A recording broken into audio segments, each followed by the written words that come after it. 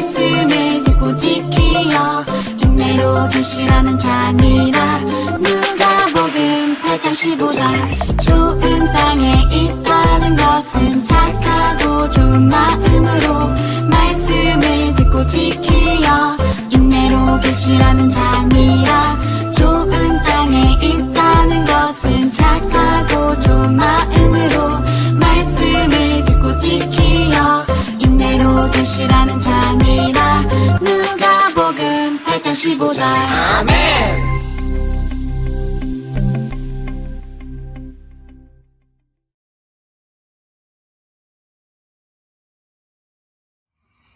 여러분은 혹시 식물을 키워본 적이 있나요? 저도 옛날에 방학 숙제로 방울토마토도 키워보고 양파를 싹틔우게 해서 애지중지 키웠던 기억이 있는데요.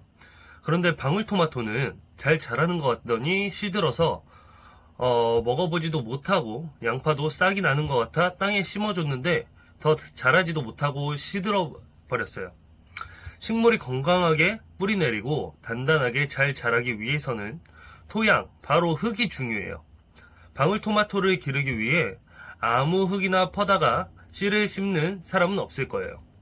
잘 자라게 하기 위해서 좋은 흙을 준비하고 어떤 경우에는 비료와 섞어서 쓰기도 해요. 그리고 화초를 키우는데 정성을 들이시는 분들을 보면 시기에 맞춰 분갈이도 해줘야 돼요. 영양분이 바닥난 흙에서는 식물이 더 이상 건강하게 자랄 수 없기 때문에 화분과 흙을 갈아주는 거예요. 식물이 자라는 원리는 우리가 하나님의 말씀을 들을 때에도 똑같이 적용되는 원리예요.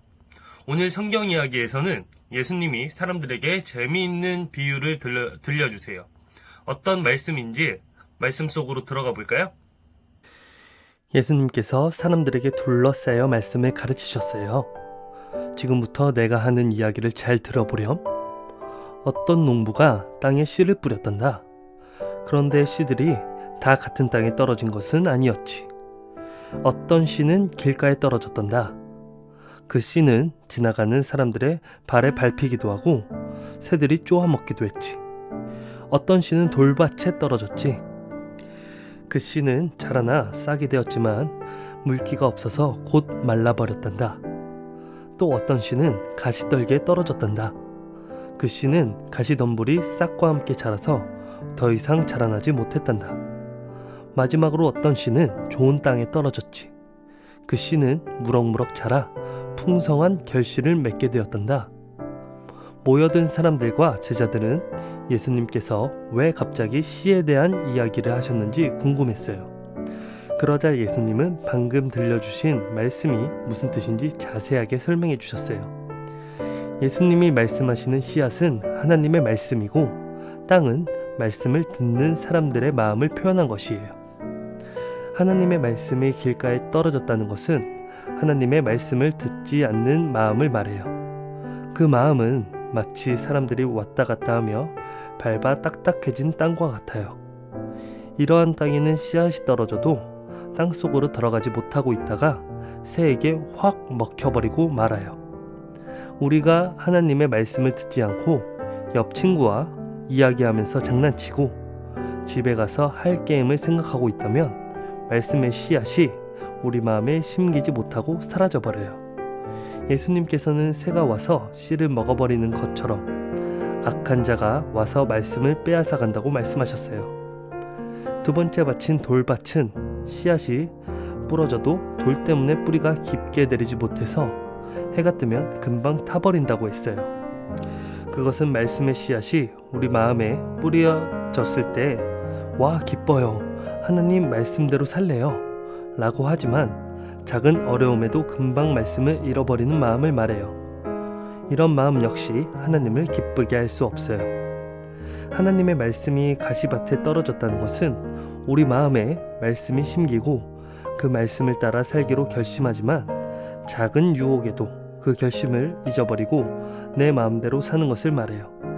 하나님의 말씀대로 살 수 있을 것 같다가도 조금만 더 재밌는 것이 생기면 금방 넘어가는 거죠.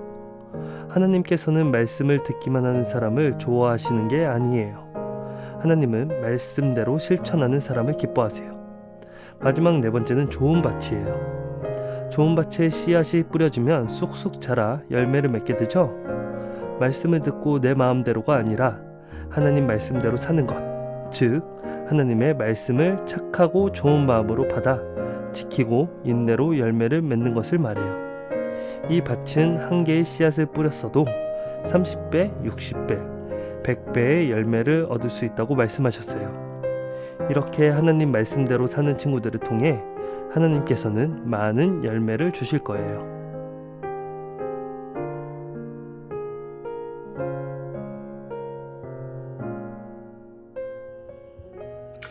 지금 우리 친구들이 하나님의 말씀을 듣고 있지만 모두 열매를 맺는 것은 아니에요. 똑같은 사람이 똑같은 말씀을 전해도 듣는 사람이 어떤 마음가짐을 가지고 있냐에 따라서 그 결과는 다르다는 말이죠. 오직 좋은 밭에 떨어진 말씀만이 자라서 30배, 60배, 100배의 열매를 맺을 거예요. 그렇기 때문에 우리는 하나님의 말씀을 잘 들어야 하고 어떤 상황에서도 들은 말씀을 기억하면서 말씀에 순종하는 사람이 되어야 돼요. 그렇다면 좋은 밭이 되기 위해서 무엇이 필요할까요? 오늘 말씀 챈트에 정답이 있는데요. 다 같이 한번 읽어볼까요? 좋은 땅에 있다는 것은 착하고 좋은 마음으로 말씀을 듣고 지키어 인내로 결실하는 자니라. 무엇이 필요하죠? 맞아요. 바로 인내예요. 인내를 통해 하나님의 말씀이 우리 마음속에서 열매 맺게 되는 거예요. 착하고 좋은 마음으로 하나님의 말씀을 듣고 그 말씀을 인내로 지킬 때 100배의 열매를 맺게 돼요. 하나님의 말씀이 결실을 맺는다는 것은 어떤 의미일까요? 말씀이 결실을 맺는 삶의 모습이란 말씀을 듣고 지식적으로만 아는 것이 아니라 기도로 하나님의 뜻을 구하고 헌금으로 내 모든 것이 하나님으로부터 왔다는 것을 감사로 고백하고 언제 어디서나 참된 예배자로 사는 것을 말해요. 바로 이런 모습이 말씀을 듣고 인내하며 결실을 맺는 삶이에요. 사랑하는 우리 친구들 모두 말씀을 듣고 30배, 60배, 100배의 열매를 맺기를 예수님의 이름으로 축복합니다.